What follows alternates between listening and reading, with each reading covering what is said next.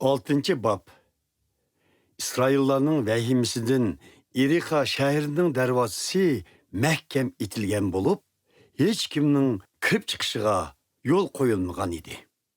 Parvardigor Yoshuvaga mundaq dedi: "Qara, men Irixa shahrini uning podshohi va jasur lashkarlari bilan qo'shib, hammasini sening qo'lingga topshirib beraman. Sen lashkar tortib, sepilni kuniga bir qitimdan jami 6 kun aylanib chiqqin. 7 ruhoniy qo'chqor mo'ngizdan yasalgan burg'ularni elib, ahdi sanduqining oldida mangsun. 7-kuni ruhoniylar burg'ularni chalgan holda shaharni 7 qitim aylansin. Sizlar ularning uzun sado chiqarib chalgan burg'a ovozini anglag'ininglarda butkul xalq yuqori ovozda vaqirsin. Shu hamon shahar sepili o'rilib tushidi. Shu chog'da barliq xalq shaharga udul beshib kirsin." Nunning o'g'li Yoshuva ruhoniylarga chaqiriq qilib: "Sizlar ahdi sanduqini ko'taringlar. Yettinglar uning oldida burg'ularni elib meninglar" dedi. Ondan Yoshuva xalqqa amr qilib: "Atlaninglar, qurollangan lashkarlar Parvardigorning ahdi sanduqining oldida mangsun. Shahar sepilini cho'rgilab olininglar." Yoshuva xalqqa amr qilgandan keyin Parvardigorning ahdi sanduqining oldida 7 burg'uni kelib mangan 7 ruhoniy olg'a qarab mangdi. Ondan Parvardigorning ahdi sanduqini ko'tarib mangan ruhoniylar ularga agishib mangdi. Qurollangan lashkarlar burg'i chalgan ruhoniylarning oldida mangdi. Qolgan lashkarlar ahdi sanduqining kaynidan mangdi. Burg'a to'xtamay kelindi. Yoshuva xalqqa mundaq amr qilgan edi: "Ovoz chiqamanglar, suran samanglar. Men vaqranglar demiguncha zuvan surmanglar. Amr tushirilgandan keyin vaqranglar." Ular Yoshuvaning amriga binoan ahdi sanduqini ko'tarib, shahar sepilini cho'rgilab aylandi. Ondan qarorgohga qaytib kelib, tunidi. Yoshuva atsi o'rnidan sahar turdi. Ruhoniylar Parvardigorning ahdi sanduqini ko'tardi. 7 burg'uni kelib mangan 7 ruhoniy Parvardigorning ahdi sanduqi oldida olg'a qarab yurish qildi. Burg'ular to'xtamay kelinayotganda qurollangan lashkarlar ruhoniylarning oldida mangdi.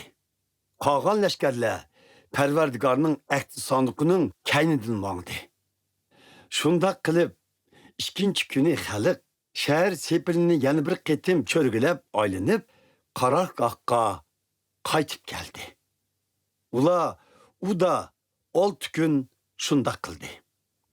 7-kuni tong saharda Isroillar tong yo'rishi bilanla o'rnidan turib, kundakidek shahar sepilini cho'rgilab yurish qildi. Ammo bu qitim 7 qitim aylanib chiqdi. 7-qitimlik aylanishda ruhoniylar burg'uni chalgan chog'da Yoshuva xalqqa mundaq deb buyruq berdi: "Vaqranglar, chunki Parvardigor bu shaharni sizlarga ato qilib berdi.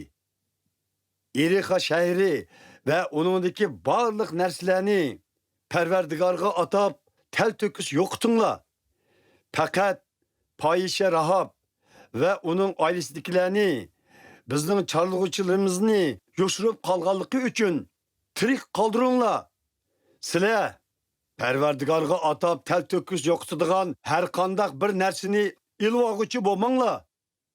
Agar u narsalarni qarorgohimizga ilib kelsanglar, Isroillarga zo'r baloyi ofat ilib kelisizlar. Barliq oltin, kumush, tuch va to'mirlardan yasalgan narsalarning hammasi Parvardigorga tava. Ular cho'qim Parvardigorning g'aznisiga topshirilishi kerak." Ruhoniylar burg'i chalganda xalq vaqirdi. Burg'u sadosi yangirgan ve xalq vaqırğanda sepil örüldü ve xalq şəhərə uddul besib kirib, İrixa şəhərini aldı. Ular şəhərdəki barlıq ayal, qeyri yaş, kalı qoy, işəklərini qilish bilan tel-töküz yo'qotdi. Yoshua heliqi ikki charlg'uchiga mundaq dedi. Sizlar Payişinin uyiga berib, uningga bergan qasminglar bo'yicha uni va uning oilasidagilarni elib kelinglar.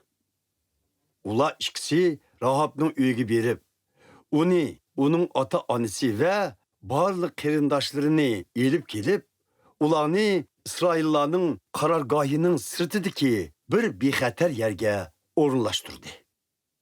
Ondan keyin İsraillar İrixa şəhərini və şəhərdəki barlıq nərslərini köydürüb taşıldı.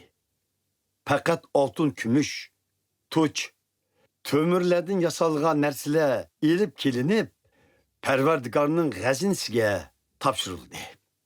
Yoshua, Payişə ayal Rahab və onun ailəsidakilərinin hayatını saqlab qaldı.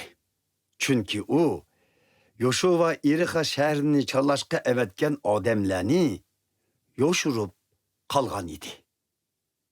Şunundan başlap Rahab və onun ailəsidakilər ta ki hazırgıça İsraillar arasında yaşap qaldı.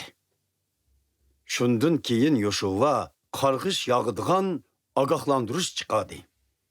Kimki İrixa şəhərini quruşqa urinadigan, Pərverdigar şununğa lənət yağdırdı.